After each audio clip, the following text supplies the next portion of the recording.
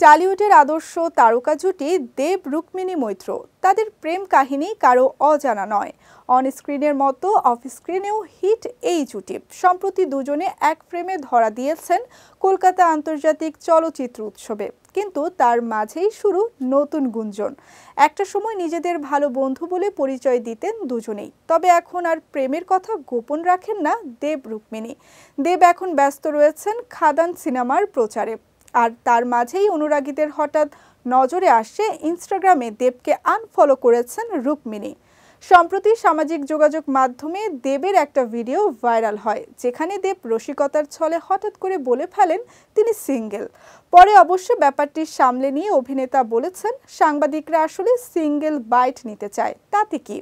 এদিকে টালিপাড়ায় গুঞ্জন উঠেছে আসলে রুক্মিণীর নাকি এই সিঙ্গেল শব্দতে আপত্তি রয়েছে, আর তার জেরেই দেবকে আনফলো করেছেন অভিনেত্রী। তবে টালিউডের সূত্র অনুযায়ী রুক্মিণী দেবের আনফলো ঘটনার নেপথ্যে রয়েছে সিনেমার প্রচার।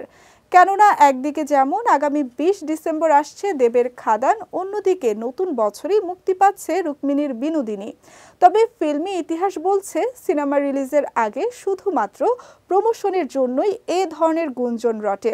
দেব রুক্মিণীর বিষয়টিও হয়তো সেরকমই রটনা।